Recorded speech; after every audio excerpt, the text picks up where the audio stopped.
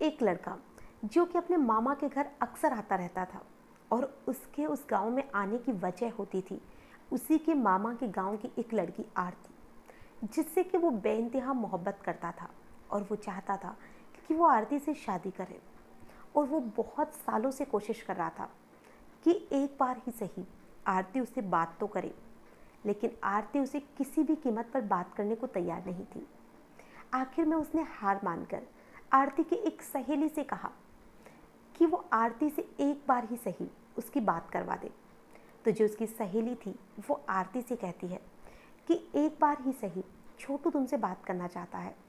तो आरती कहती है कि कह देना छोटू से कि अगर जूते खाने हैं तो मुझसे बात करें। तो यही बात उसकी सहेली छोटू से कहती है।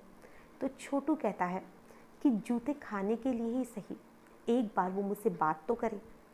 तो इन्हीं सारी चीज़ों में उन दोनों की बातचीत का सिलसिला शुरू हो जाता है और उन दोनों की बातचीत इस कदर बढ़ जाती है कि उनके घर वालों तक को पता चल जाता है।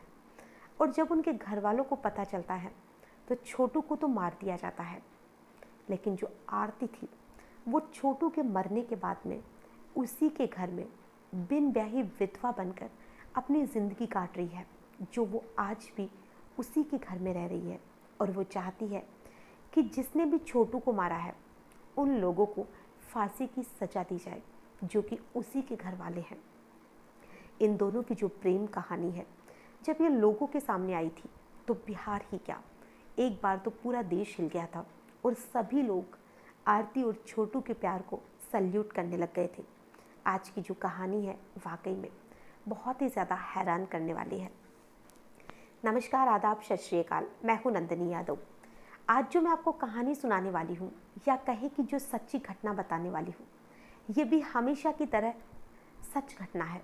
और इस घटना की जो शुरुआत होती है वो होती है बिहार में एक जिला है अररिया, और बात है 5 जुलाई 2022 की, जिस दिन आरती की भाभी रूबी यादव छोटू को रात को लगभग 11 बजे फ़ोन करती है और उससे कहती है कि छोटू, क्या तुम हमारी ननद से प्यार करते हो?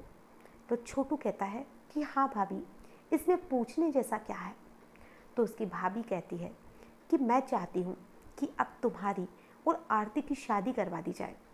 तो आज इसी सिलसिले में मैं चाहती हूँ कि तुम हमारे घर आओ, और आज मैं अपने ससुर जी, अपने पति और अपने ननद के हस्बैंड से सभी लोग मिलकर इस बारे में तुमसे बात करना चाहते हैं। तो तुम एक बार आज रात को हमारे घर आ जाना। छोटू बहुत ही खुश हो जाता है कि कैसे भी सही आखिर में उसकी और आरती की शादी हो जाएगी। आरती की भाभी कभी कभार छोटू से बात कर लिया करती थी और छोटू को किसी भी बात पर कोई भी शक नहीं हुआ और छोटू बहुत ही खुश होकर उसके घर आ जाता है। छोटू रात को लगभग 1-2 बजे उसके घर आता है, क्योंकि उसकी भाभी ने उसी वक्त उसे बुलाया था। उसे कहा था कि घर वाले बाहर गए हुए हैं और वो रात को लेट ही आएंगे। तो छोटू रात को लगभग 1-2 बजे जैसे ही उसके घर पहुंचता है तो आरती की जो भाभी रूबी यादव थी वो उसे एक कमरे में बंद कर देती है और उसे कहती है कि तुम यहीं पे रुको, मैं सबको बुला कर लाती हूँ। और थोड़ी ही देर में जब आरती थी, जो कि रात सुबह जल्दी उठकर पढ़ती थी, यानी कि वो पढ़ने के लिए 2:30-3 बजे उठ जाया करती थी, उस दिन भी वो उसी समय उठी। और जैसे ही वो सुबह उस समय उठती है तो वो देखती है कि जो पास वाला कमरा है उसकी लाइट जली हुई है और खिड़की में से उसकी नज़र छोटू पे पड़ती है, जो कि उसी कमरे में बैठा हुआ था। वो तुरंत छोटू के पास जाती है और उसे जाकर कहती है कि छोटू, तुम यहाँ क्या कर रहे हो? तो छोटू कहता है कि तुम्हारी भाभी ने मुझे यहाँ बुलाया है और आज तो बहुत ही खुशी का दिन है, क्योंकि तुम्हारी और मेरी शादी की वो सबसे बात करने वाली है और आखिर में हम दोनों की शादी जल्दी ही हो जाएगी। जब ये बात आरती छोटू से सुनती है तो वो कहती है कि तुम पागल हो गए हो, तुम्हें लगता है कि मेरी भाभी अपन दोनों की शादी करवा देगी? तो छोटू कहता है कि हाँ, उन्होंने इसीलिए मुझे बुलाया है। तो आरती कहती है कि ऐसा कभी नहीं होगा, तुम्हें यहाँ पर खतरा है और तुम्हें यहाँ बिल्कुल नहीं आना चाहिए था। तो अब वहाँ से जो उसकी भाभी थी वो आती है, उसका भाई आता है, उसके पिताजी आते हैं और उसका जीजा आता है। सभी लोग मिलकर आरती को उस कमरे से बाहर निकाल देते हैं और अंदर जाकर गेट बंद कर लेते हैं। अब जो आरती थी वो बहुत कोशिश करती है और बहुत बार बार कोशिश करती है कि वो कैसे भी करके गेट खुलवा ले, लेकिन वो लोग गेट नहीं खोलते हैं और उधर छोटू को मारना पीटना शुरू कर देते हैं। अब जो आरती थी वो दौड़ी दौड़ी भागी भागी उसके मामा के घर जाती है, जो कि उसी के गांव में था। अब वो उसके मामा से जाकर कहती है कि मामा जी, छोटू की जान को खतरा है, आप हमारे घर चलिए। लेकिन जो उसके मामा जी थे वो कहते हैं कि कुछ नहीं, उन लोगों ने उसे समझाने के लिए बुलाया होगा। आरती कहती है कि वो लोग उसे मार रहे हैं, लेकिन फिर भी उसके मामा जी उस पर यकीन नहीं करते हैं और वो उसके साथ में नहीं आते हैं। अब आरती वापस भागी भागी अपने घर आती है और बहुत कोशिश करती है कि वो कैसे भी वो दरवाज़ा खुलवा ले, लेकिन वो लोग छोटू को अंदर मारे जा रहा था और उधर छोटू चिल्लाए जा रहा था। अब आरती छोटू के पिता को कॉल करती है और वो उससे कहती है कि आप जल्दी से आ जाइए, मेरे घर वाले छोटू को नहीं तो जान से मार देंगे। और जो उसके पिताजी, जिनका भी गांव पास में ही था, वो भी वहाँ पर अकेले ही आ जाते हैं और वहाँ पर आकर वो भी कोशिश करते हैं कि वो लोग गेट खोल दें और उनके बेटे को मारना पीटना बंद करें। वो हर बात कहते हैं कि मैं अपने बेटे को कभी भी तुम्हारी बेटी से बात नहीं करने दूंगा, मैं इसे बहुत दूर भेज दूंगा। हर तरह गुहार लगाते हैं, लेकिन वो लोग किसी भी कीमत पर उनकी बात नहीं सुनते हैं। अब लगभग सुबह के 4 बज चुके थे और वो लगभग 2 घंटे से छोटू को मारे जा रहे थे। अब जैसे उसके पिताजी और आरती बाहर जोर जोर से चिल्लाते रहते हैं, आसपास के लोग भी इकट्ठे हो जाते हैं और लोग जैसे ही वो दरवाज़ा तोड़ते हैं तो देखते हैं कि जो छोटू था वो अंदर बेहोश पड़ा हुआ था, या कहे कि वो मर चुका था। आखिर में उन लोगों ने उसे मारकर आखिर में करंट लगा दिया, जिससे कि उसमें जो थोड़ी बहुत जान भी बची थी वो भी अब तक जा चुकी थी। अब वही लोग आरती के कमरे में जाते हैं और आरती से कहते हैं कि आरती, क्या तुम छोटू से शादी करोगी?